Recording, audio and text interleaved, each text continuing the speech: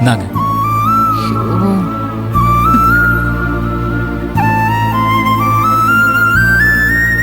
இந்தாங்கம்மா. பாத்தீங்களா, எதுவா இருந்தாலும் நீங்க கொடுத்தாதான் சாப்பிடுறாங்க அத்தை.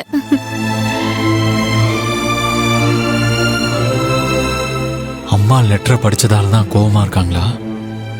பேசாம நேரா அம்மாவே கேட்டுற வேண்டியதான்.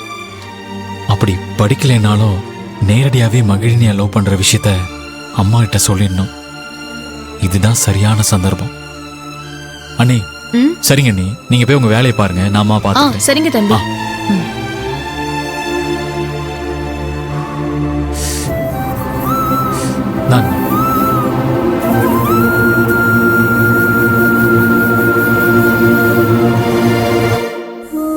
அம்மா, அம்மா, நீங்க ஏதோ வருத்தத்தில் இருக்கீங்கன்னு நினைக்கிறேன். அதான் சரியா சாப்பிட கூட மாட்டேங்கிறீங்க. அம்மா, எனக்கு என்னவோ உங்களுக்கு ஃபீவர் வந்தது கூட அதனால தான் நினைக்கிறேன். அம்மா, என்னம்மா பிரச்சனை? சொல்லுங்க, என்ன பிரச்சனை?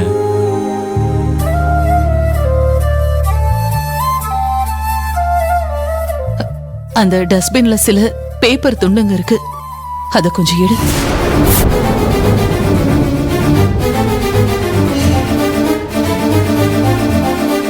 அப்படின்னா அம்மா லெட்டர் படிச்சிட்டாங்களா?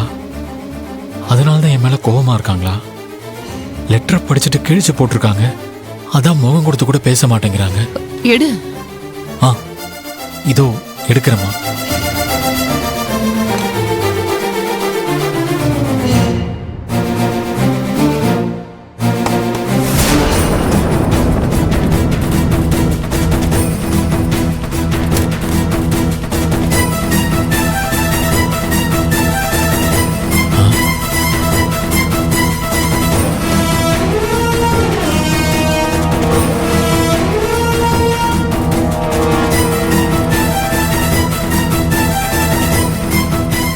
அத பிரிச்சு பாரு.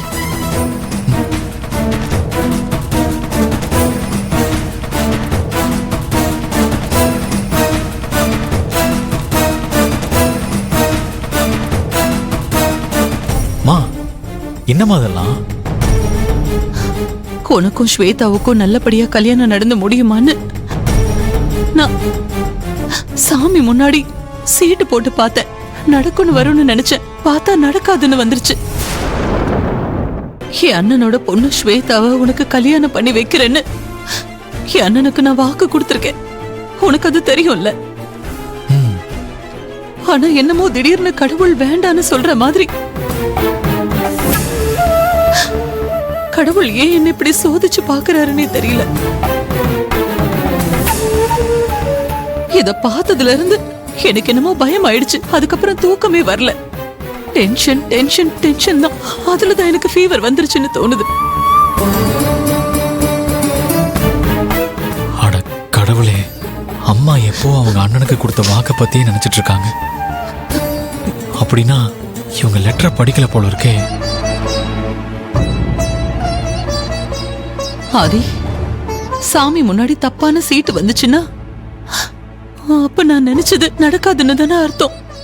ஏன்பா, அப்போ நான் என் அண்ணனுக்கு கொடுத்த வாக்க காப்பாத்த முடியாது தானே? அப்படிதானே ஆதி? பாவம், என் அண்ணனுக்கு கொடுத்த வாக்க நான் காப்பாத்த முடியாம போனா அத நான் அவருக்கு பண்ற துரோகம் மாதிரி. என் அண்ணனோட ஆத்மா என்ன மன்னிக்குமாடா? அம்மா ப்ளீஸ்மா, எதுக்குமா இப்படி தேவையில்லாம சீட்லாம் போட்டு பார்த்துட்டு இருக்கீங்க? நீங்களும் உங்க மனசை போட்டு குழப்பிக்கிட்டு இருக்கீங்க. அம்மா, இதெல்லாம் ஒண்ணுமே இல்லம்மா. நம்ம என்ன நினைக்கிறோமோ அதுதான் நடக்கும். இந்த சீட்ல வரதெல்லாம் நடக்காதுமா. இந்த துண்டு சீட்டை போய் நம்ம வாழ்க்கை தீர்மானிக்குமா? இங்க பாருங்க, நீங்க இதெல்லாம் நினைச்சு பயப்படாதீங்க. அது இல்ல ஆதி, நீ சொல்றது நடக்கணும்னா அது உன் கையில தான் இருக்கு. இந்த சௌந்தர்யா அகிலன் எல்லாம் என் மனச புரிஞ்சுக்காம என்ன அவமானப்படுத்துறதுலயே அவங்க குறியா இருக்காங்க. ஆதி, நீயாவது என் பக்கத்துல இருடா. நான் ஒன்னதான் மலை போல நம்பி இருக்கேன். சரிம்மா, நான் உங்க கூட தானமா இருக்கேன். அப்புறம் எதுக்கு நீங்க பயப்படுறீங்க? என்னன்னே தெரியல. இவங்க எல்லாரும் சேர்ந்து உன்னை என்கிட்ட இருந்து பிரிச்சிருவாங்களோன்னு எனக்கு பயமா இருக்காது. அம்மா, அப்படி யாரும்மா நம்மள பிரிக்க போறாங்க? இங்க நம்ம குடும்பத்து ஆளுங்களே எனக்கு எதிரா இருக்காங்களே. இல்லனா எங்க இருந்தோ ஒருத்தி நமக்கு குறுக்க வருவா. எனக்கு அது என்ன எப்படின்னு சரியா சொல்ல தெரியல. ஆதி, உன் அண்ணன் அவன் இஷ்டத்துக்கு கல்யாணம் பண்ணிக்கிட்டான். ஓ அக்காவுக்கு கல்யாணம் பண்ணியும் இதோ புருஷன் கூட வாழாம இங்க வந்து உட்கார்ந்துருக்கா. கேட்டா எல்லாத்துக்கும் காரணம் நான் தானே சொல்றான். நான் என்ன பண்ணுவேன்? அவங்கதான் அப்படி இருக்காங்கன்னா நீயும் என்ன கைவிட்டுறாதப்பா. அவங்கள மாதிரி நீயும் ஆயிடாத. என்னால தாங்கிக்க முடியாது. அதே அம்மா அம்மா இங்க பாருங்கம்மா, நான் அப்படியெல்லாம் ஆக மாட்டேம்மா.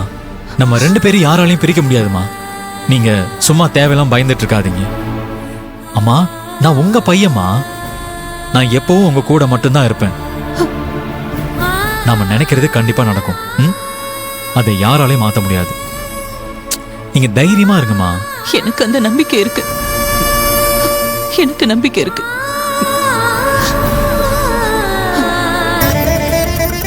அம்மா லெட்டரை படிக்கல. நான் வச்ச லெட்டரை யார் எடுத்திருப்பாங்கன்னு தெரியல. சரி, நேரா மகிழினியை பத்தி பேசிடலான்னு பார்த்தா அவங்க ஸ்வேதா கல்யாணத்தை நினைச்சு ஃபீல் பண்ணி என்ன பேச விடாம செஞ்சுட்டாங்க. ஐயோ, இதுக்கு மேல நான் எப்படி பேச முடியும்? சாரி மகிழினி, என்னால ஒண்ணுமே பண்ண முடியல.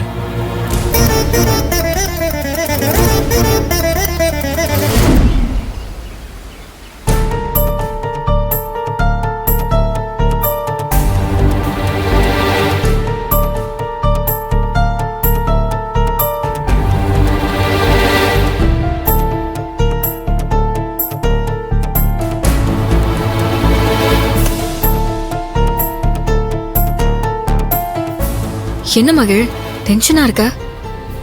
அந்த ஸ்வேதா எதுக்கு உன் வீட்டுக்கு வந்தா? பாட்டி கிட்ட கேட்டியா?